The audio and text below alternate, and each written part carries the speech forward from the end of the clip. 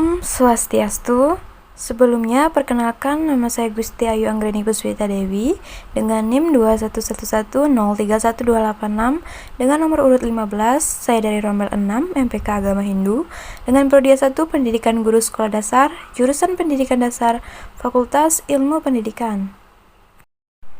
Baik, di sini saya akan membahas tentang pembahasan soal UAS ulangan akhir semester Agama Hindu. Pembahasan soal pertama yaitu, adakah hubungan antara pelaksanaan yoga dengan proses pembuatan banten? Jawabannya adalah dalam ajaran agama Hindu ada 3 aspek mendasar yang menjadi kerangka dasar umat Hindu, yakni tatwa, susila, dan upacara atau ritual. Nah, ketiga aspek ini harus menyatu dan berhubungan satu sama lain. Salah satu aspeknya yakni upacara, yang mana sarana upacara itu disebut dengan upakara atau sering disebut dengan banten. Upakara adalah sesuatu yang dibuat dengan tangan atau sarana persembahyangan yang berasal dari kerja keras atau jerih payah pekerja. Banten adalah wakil dari isi alam semesta yang merupakan ciptaan Tuhan. Segala ciptaan Tuhan tersebut dipersembahkan kembali oleh manusia kepada Tuhan sebagai ucapan rasa terima kasih karena memberi segala anugerah. Dalam pelaksanaan yoga sendiri butuh konsentrasi dan pemusatan pikiran agar tidak salah mempraktikkan yoga. Begitu juga pula dengan proses pembuatan banten. Banten yang telah dibuat tidak saja merupakan suatu proses kreativitas dan nilai estetika belaka, akan tetapi juga merupakan proses pelaksanaan yoga karena lebih mengutamakan nilai-nilai kesucian dalam artian dalam pembuatannya tidak boleh salah dan membutuhkan konsentrasi dan keheningan tentunya. Oleh karena itu, membuat banten harus dalam situasi hening, sakral, berdasarkan rasa kasih, tulus ikhlas, dan terutama rasa bakti kehadapan Ida Sang Yang Widiwasa sebagai implementasi ajaran Bhakti Marga. Seperti itu. Soal nomor 2 yaitu, berikanlah pendapatmu apakah kelebihan banten dalam tradisi Hindu? Jawabannya adalah, banten memiliki makna simbolis dan filosofis yang tinggi serta dipadukan dengan seni rupa dan tata rias yang memukau sebagai wujud apresiasi masyarakat terhadap penciptanya yaitu Ida Sang Yang Widiwasa.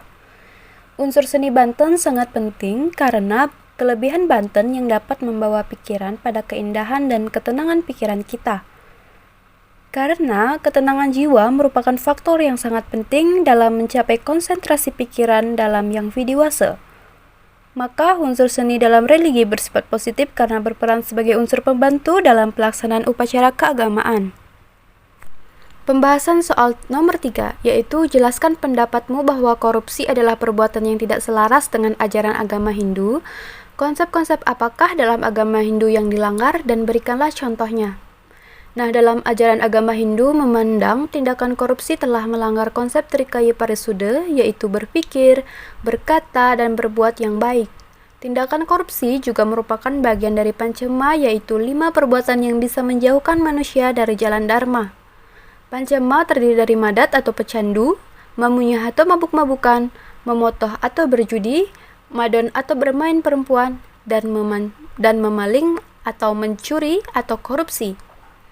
Nah, selain itu, korupsi juga melanggar konsep catur purusa arta, yaitu 4 tujuan hidup manusia yang terdiri dari dharma atau kebenaran, arta atau harta, kama atau keinginan, dan moksa atau alam Brahman, di mana tindakan korupsi telah melanggar dharma untuk mendapatkan harta.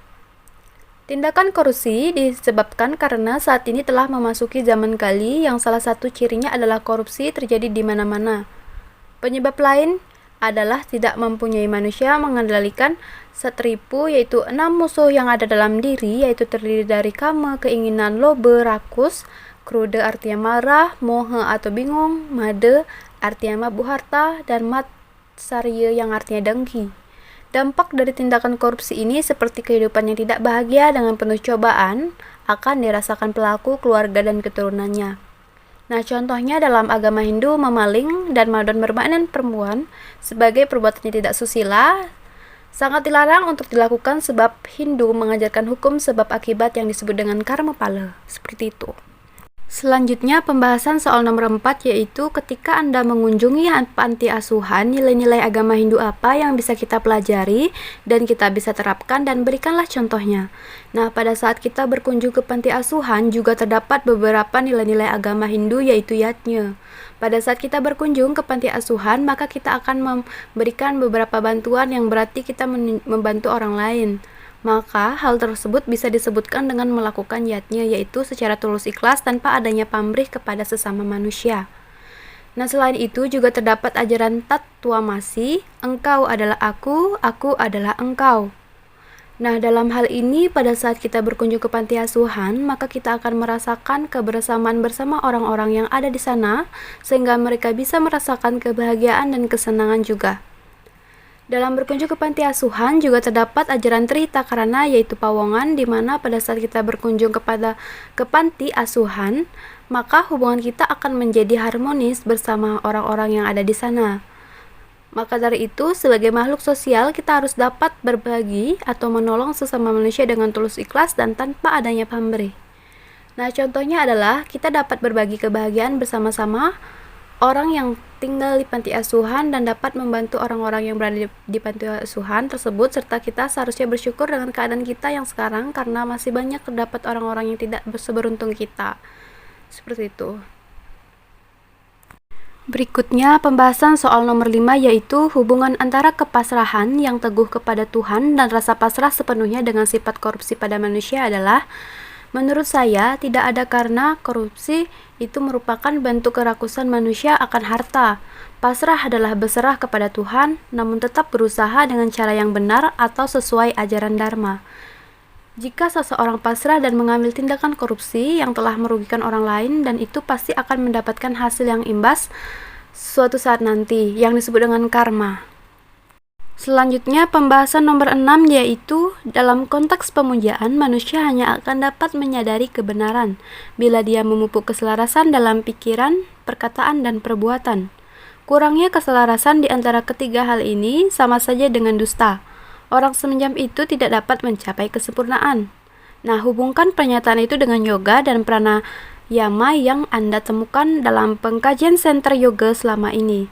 Jawabannya adalah hubungan yoga dan pranayama dengan konteks pemujaan. Saat kita melakukan yoga dan pranayama, kita menemukan ketenangan pikiran, di mana saat pikiran kita sudah tenang, maka saat kita berbicara maupun bertindak itu akan dapat dikendalikan dengan baik sesuai Trikarya Parisuddha.